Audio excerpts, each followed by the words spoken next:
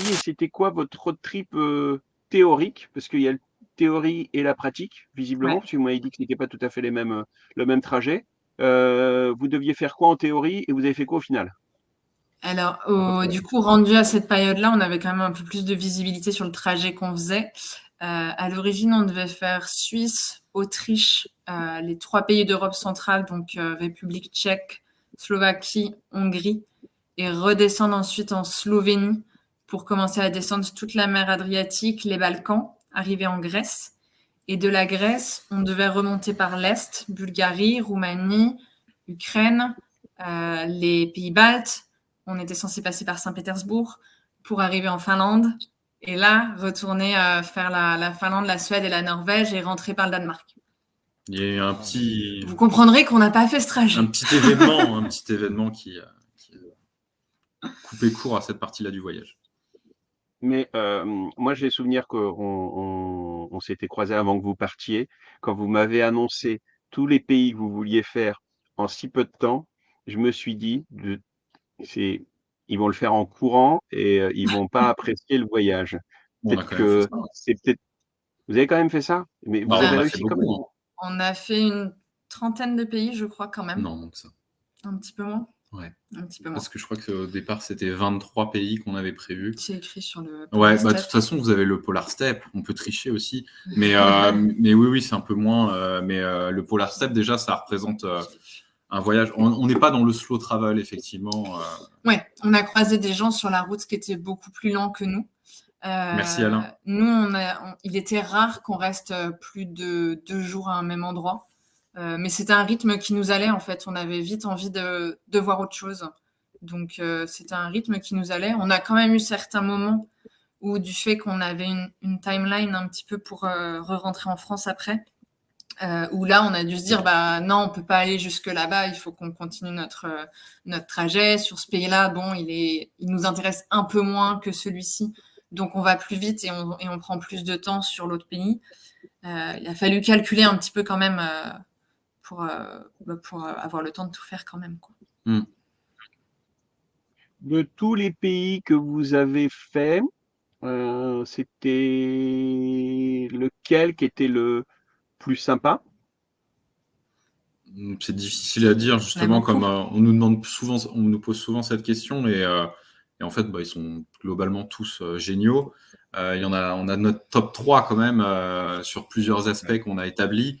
On dit toujours la Norvège, c'est le top 1 niveau paysage. C'est vraiment à couper le souffle. C'est incroyable quand on se retrouve dans les Lofoten ou même dans les fjords. Ouais. C'est magnifique.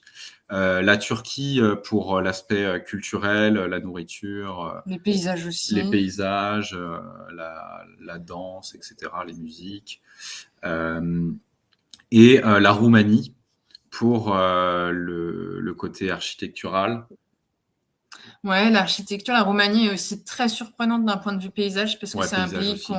En fait, il y a une chose en voyage qu'on se rend compte au fur et à mesure, c'est que tu apprécies un pays en fonction des attentes que tu avais. Oui. Et on a vu des pays comme la Grèce où on a adoré, mais en fait, c'est exactement ce à quoi on s'attendait. Alors que la Roumanie, on n'avait aucune attente. On ne connaissait pas du tout, et donc on a été surpris en arrivant. La Turquie, on n'avait pas prévu d'y aller. Et ça s'est fait sur la route, parce qu'on a croisé beaucoup de gens qui nous ont dit qu'on ne pouvait pas passer si près sans mettre le pied en Turquie. Et au final, on est allé jusqu'en Cappadoce. Et c'est cette magie un petit peu de découvrir quelque chose que tu connaissais pas du tout. Tu n'avais du coup aucune attente, en fait. Pour le coup, la Norvège, on avait un peu d'attente. Ouais, la Norvège, on avait un peu plus d'attente. Et du coup, ça a été quand même magnifique. Mais c'est vrai que la Turquie et la Roumanie, surtout la Roumanie, ce serait limite presque le number one, parce que justement, vis-à-vis de cette attente, on ne savait pas ce qu'on allait découvrir, et c'est vraiment top. Enfin, on sait qu'on y retournera, en tout cas. S'il y a un pays sur lequel on est sûr qu'on y retournera, ce sera la Roumanie, sûr et certain. Merci John pour ta petite contribution au soutien de la chaîne, et je vous dirai avec les vadrouilleurs à la fin de la vidéo ce qu'il en est de cette histoire. Moi je sais. Moi je sais. Vous avez eu des imprévus évidemment pendant tout ce road trip? Plein. Ouais, ça va. Ça va. En vrai, c'était assez facile à gérer. On a eu une dernière panne, pas très pratique en Autriche, qui fait que le véhicule a été au garage pendant quasiment une semaine, ce qui était beaucoup plus sympathique qu'en Espagne. Où là, du coup, on a notre planning a changé, c'est pareil, et du coup, on a décidé, plutôt que de faire l'Europe centrale à la suite de l'Autriche, on est descendu dans le sud, puisque voilà, on commençait à en avoir marre du froid, de la neige, de la glace, et on avait envie d'aller un petit peu plus vers le soleil, donc on a changé ça. Il faisait froid à cette période-là en en Autriche, il faisait moins 10 degrés. Ouais, en van, c'est quelque chose, quoi.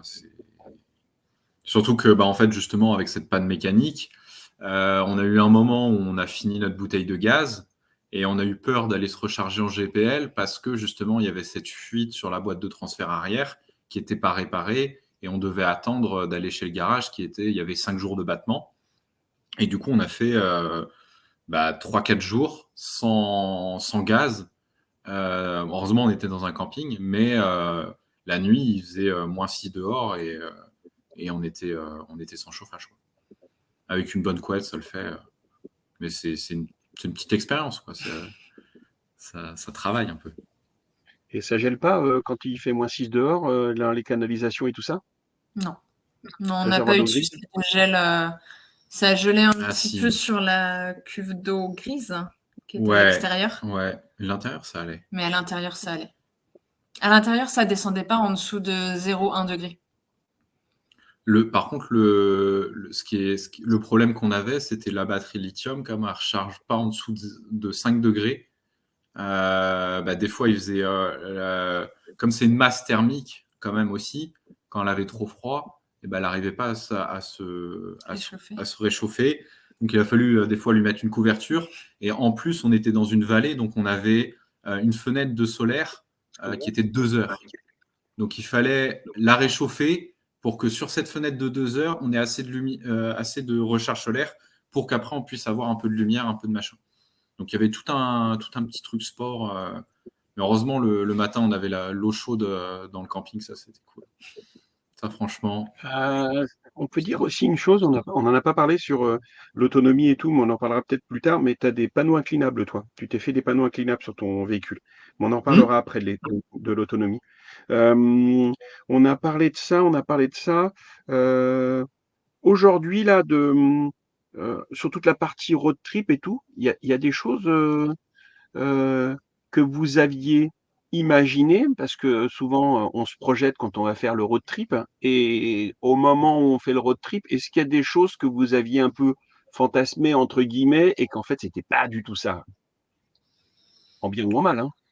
Ouais. Ouais, alors moi, il y avait des choses plutôt imaginées qui, au final, étaient pas du tout vraies, plutôt d'un point de vue sécurité, où je m'attendais à avoir parfois des soucis sur un spot, surtout des risques de cambriolage plutôt. Et en fait, on n'a jamais eu un seul souci et on n'a pas tellement de raison de se stresser de ça, en fait. Donc, c'est vrai que c'est quelque chose où je m'attendais vraiment que, pour moi, c'était sûr, on allait partir 1 an, on allait forcément au moins une fois avoir un cambriolage dans le camion sur un parking ou une fenêtre cassée. Enfin, pas forcément un gros truc, mais juste un petit événement pas très agréable, quoi.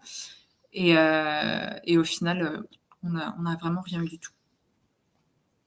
Ça se faisait comment le choix des endroits où vous faisiez place à votre instinct? Si les endroits vous les sentiez pas, vous partiez? Comment ça se passait? Ou alors vous alliez, toujours dans des endroits où il y avait plein de monde? On Comment va te faire vous avez plaisir, tu géré? vas voir. Ouais, ton application favori, par Fortnite, bien sûr. Évidemment. Franchement, s'il n'y avait pas eu par Fortnite, on n'aurait pas fait le même voyage. Non, clairement, on n'aurait pas du tout eu les mêmes expériences. Pour nous, c'était vraiment une manière d'avoir une idée de ce qui se passait sur l'endroit où tu allais et des différents spots, si vraiment c'était bien ou pas bien. Et franchement, ça nous a quand même permis de voir les spots réguliers où tu avais des cambriolages. Là, tu étais sûr qu'il fallait pas que tu te mettes là. Après, ça nous a permis de rencontrer des gens quand même, parce que je pense que la van life, que tu vis tous les jours. C'est pas la même que la van life quand tu voyages. Et ça fait toujours plaisir d'être sur un spot où tu as 2-3 autres personnes, mais qui sont là pour venir discuter, pour venir prendre l'apéro, qui sont pas là juste pour être collés à toi et dormir à côté de toi, quoi. Donc, on l'a vraiment beaucoup utilisé. Après, on a quand même eu des moments où on se mettait sur un spot et finalement, au bout de 2-3 heures, on sentait que ça allait vraiment pas le faire pour la nuit et on s'est retrouvé à bouger en pleine nuit quelques fois. Mais on s'est quand même bien basé sur cette appli et surtout sur les avis, quoi. Ouais, il y a eu quelques spots un peu craignos, mais c'était rare. On a eu en Bosnie-Herzégovine 2 soirs, on a entendu des explosions. On ne savait pas ce que c'était.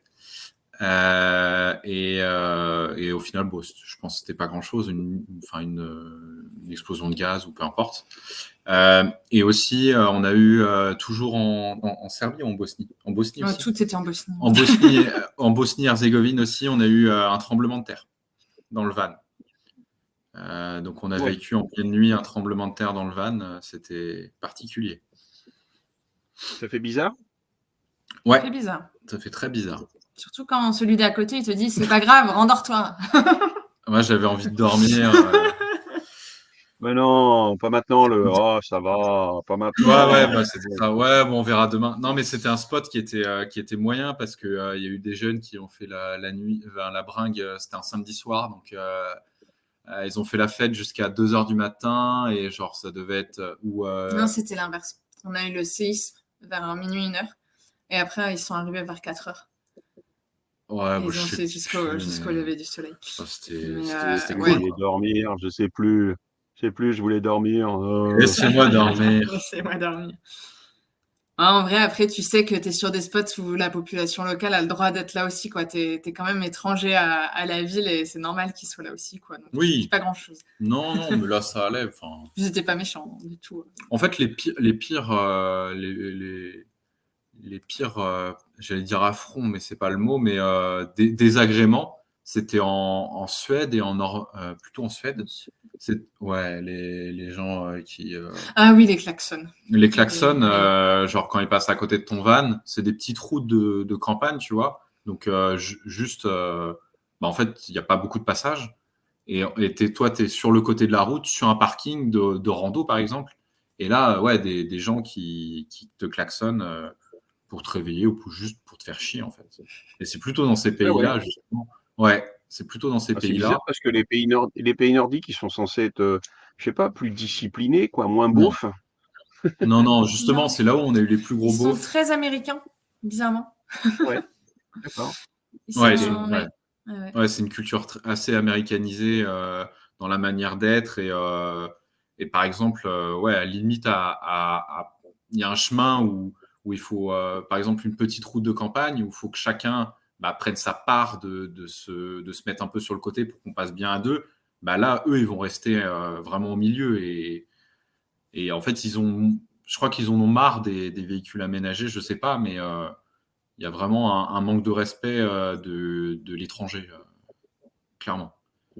Après, c'était des expériences très variables, hein, parce qu'on a eu ça en Suède, plutôt dans le sud. On a eu ça en Suède, plutôt dans le sud, dans les régions touristiques. C'était assez récurrent en Suède, dans le sud. Oui, dans le sud, justement. Ouais. Et après, dès qu'on s'éloignait en campagne, dans le nord, c'était des personnes beaucoup plus ouvertes à l'étranger, à l'autre, et qui, immédiatement, dès qu'elles te voyaient te poser près de chez elles venaient te dire bonjour. Mais d'une manière tout à fait bienveillante, pas en mode qu'est-ce que vous faites là, mais plutôt en mode bienvenue chez nous, quoi.